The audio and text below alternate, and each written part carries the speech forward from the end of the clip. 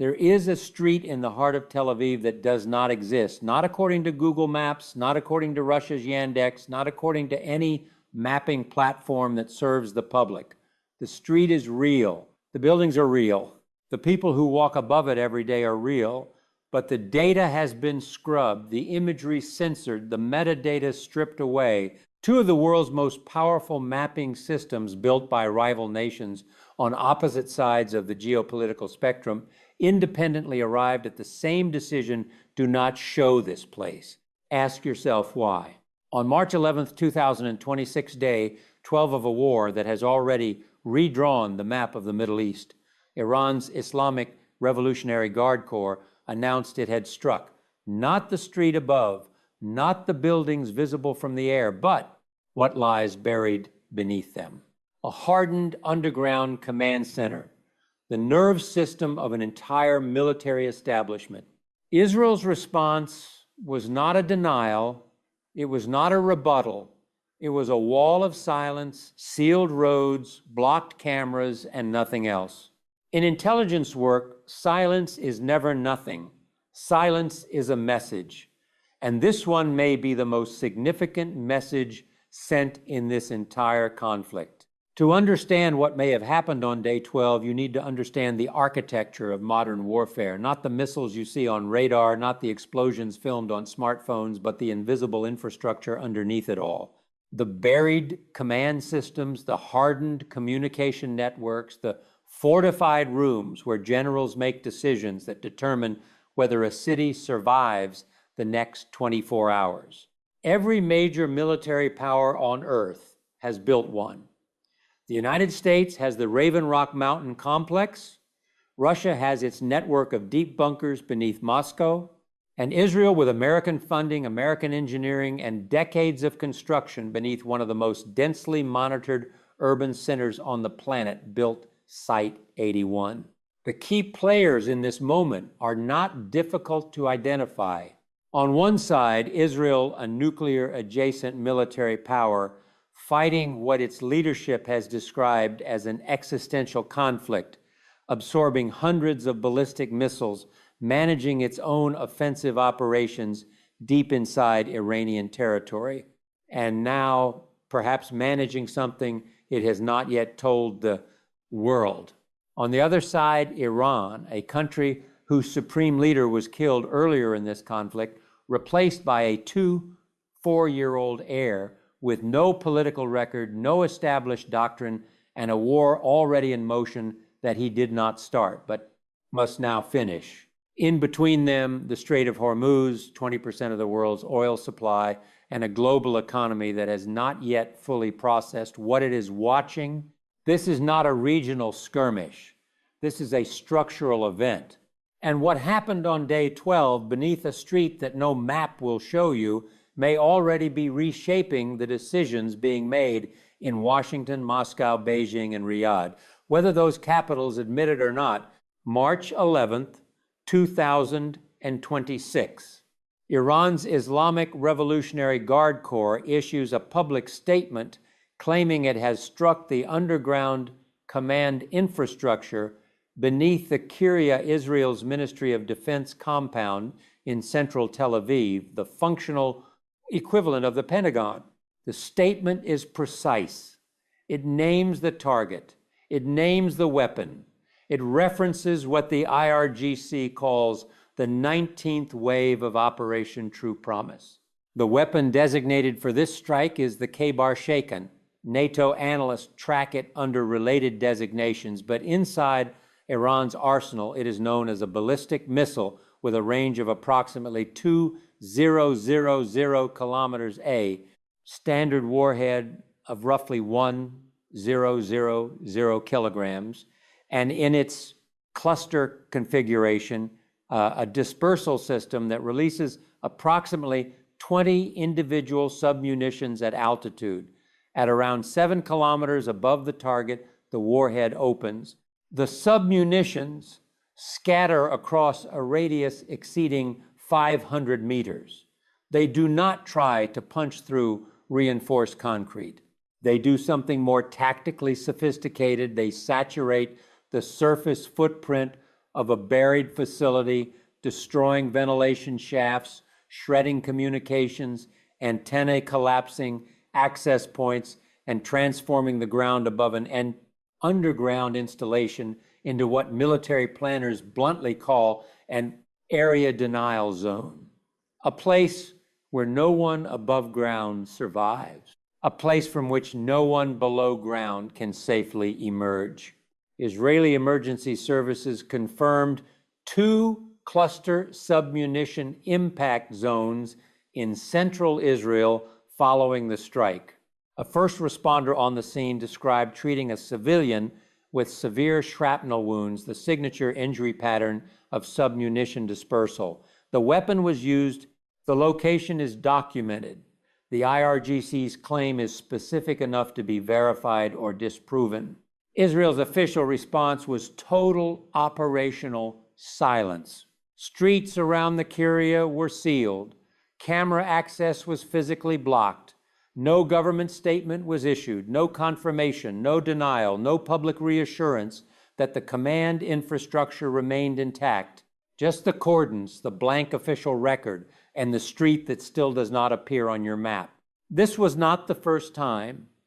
In June 2025, during the initial 1-2 day escalation, an Iranian ballistic missile struck the Da Vinci complex, the same block sitting directly above Site 81. The Jerusalem Post later reported that the impact landed, in their words, a stone's throw from what was then the Prime Minister's office. What followed was an identical playbook, sealed area, blocked cameras, no statement. Weeks later, the Prime Minister's office began what was described publicly as renovations. To this day, satellite imagery over that section of Tel Aviv remains censored. France 24 conducted an independent analysis and found that major Israeli media outlets had likely delayed their coverage of that June 2025 strike by as much as 2 full weeks in the age of smartphones and satellite internet, a delay that does not happen by accident. The pattern is not coincidence. The pattern is policy. To understand why this target matters so profoundly, you need to step back from the immediate exchange of missiles and look at what is actually being contested in this war.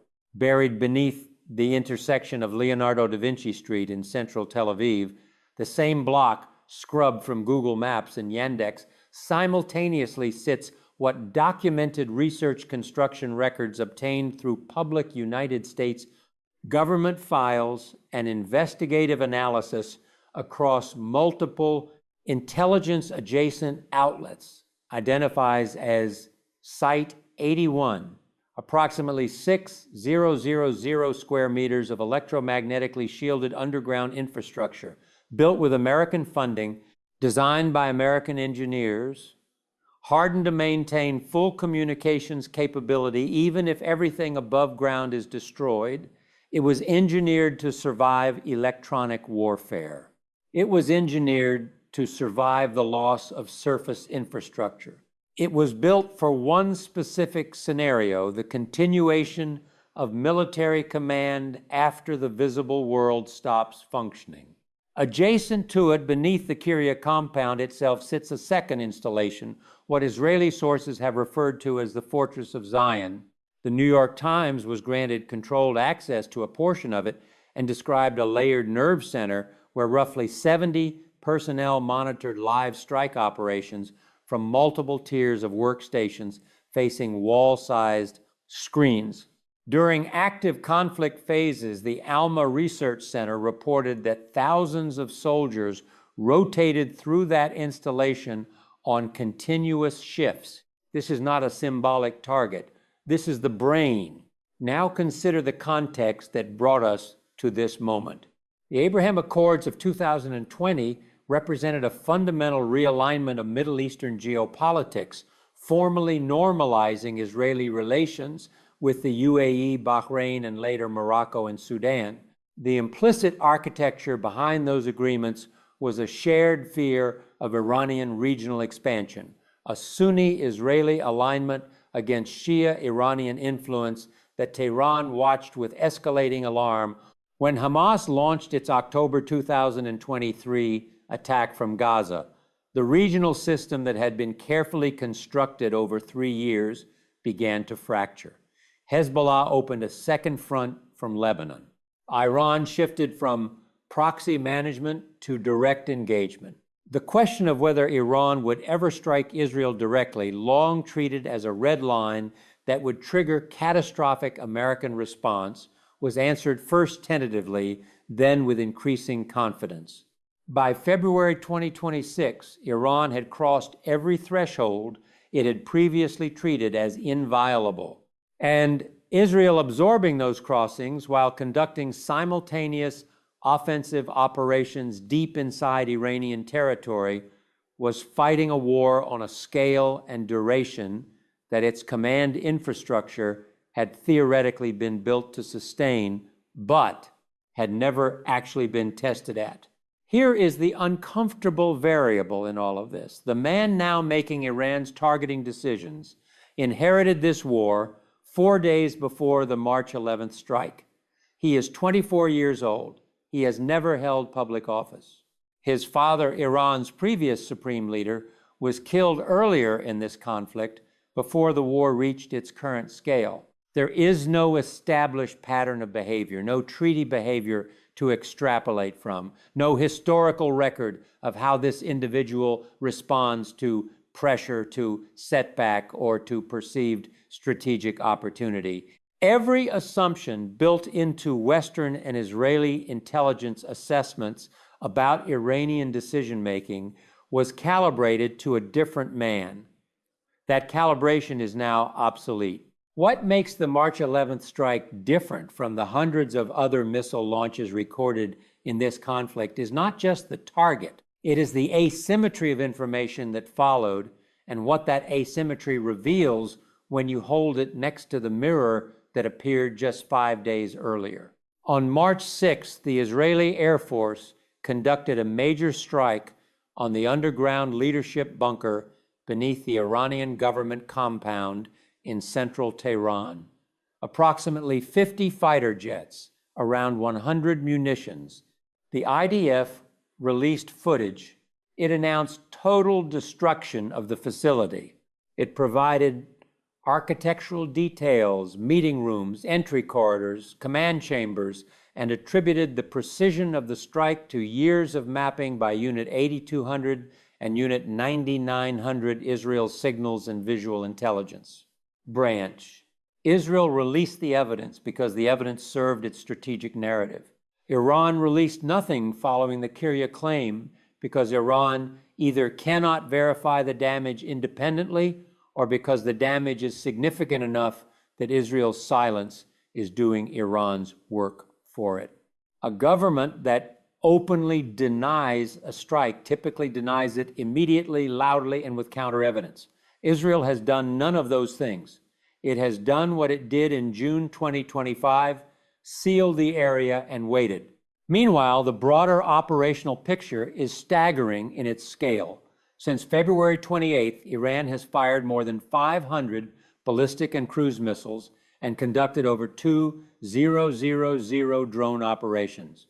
Of that, total roughly 40% was directed at Israeli targets. The remaining 60% was directed at American military positions across the Gulf region. Read that number carefully.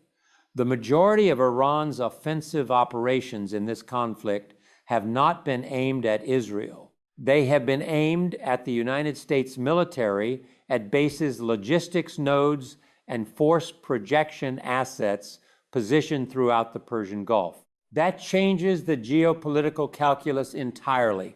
Washington is no longer a distant observer managing an ally's conflict. Washington is a participant absorbing direct fire, and its response or its restraint is being watched in Beijing, in Pyongyang, in Moscow, and in every capital currently weighing whether American security guarantees mean what they have historically meant.